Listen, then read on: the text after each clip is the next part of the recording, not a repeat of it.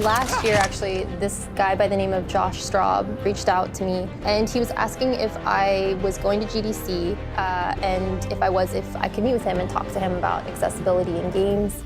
Growing up, my options for entertainment were limited.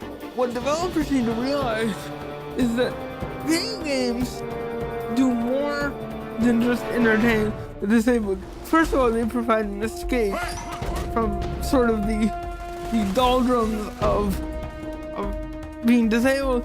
And second of all, they provide a social space where instead of being judged by physical appearance, we're purely judged by the actions that we do and the things that we produce in the game. I went to Bruce and Neil, our game director and creative director, and I explained to them what Josh had explained to me, which was like, he loved Uncharted, huge Uncharted fan, couldn't beat Uncharted 2 because there's a series of doors you have to button mash through at the end. I was faced with the reality that I had played this entire game, I had spent $60 on it, and I could not get any further without the help of an able-bodied person.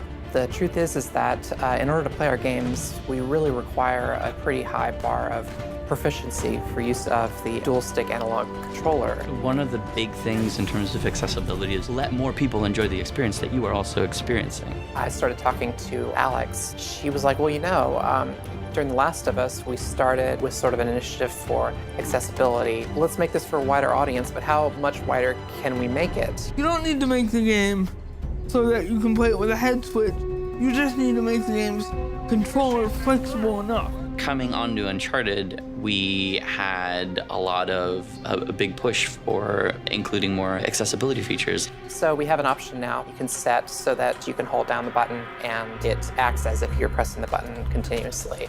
And that works for things like when you're lifting a door up, or we've even incorporated into our melee, so if you hold down the punch button, then it'll continue to punch.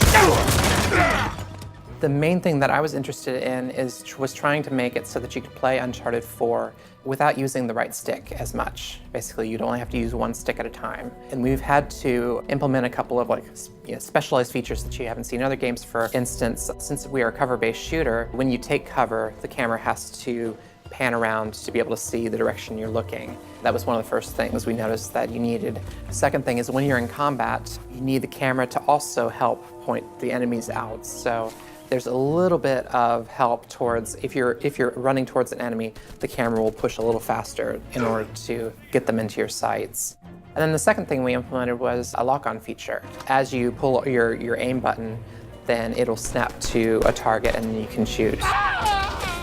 We pride ourselves on being an inclusive community for our gamers, so it's just a natural extension that accessibility would be a priority for us as a company and for Naughty Dog as a studio. When I first came on to the multiplayer team, I realized that we had always had our team set up as red team and green team. And it was really hard for me to be able to play the game because I am colorblind and I couldn't tell the difference between red and green sometimes. So I asked them, can I just change it to red and blue? And I went ahead and changed it in code and nobody ever questioned it. Now we have red team and blue team. I think video games for a lot of people are often about being able to do things that you wouldn't normally be able to do, experience great adventures. And so when you find that there are some people who can't enjoy those things, it's kind of crushing. The goal of our accessibility initiative is really just to try to make our game as widely accessible as possible so that really you can come to our game without having to worry about, am I going to have trouble interacting? When I turn on a game, like Uncharted, I'm not, confined to a wheelchair. I'm a swashbuckling, ne'er-do-well treasure hunter like Nathan Drake. That brief period of escape is why accessibility is so crucial, because the more games that offer that, the more people with disabilities will be able to escape and have better lives. After hearing that, I was like, okay, this is important, and I want to, make sure that everybody gets to experience this and have fun. PS4 for the players.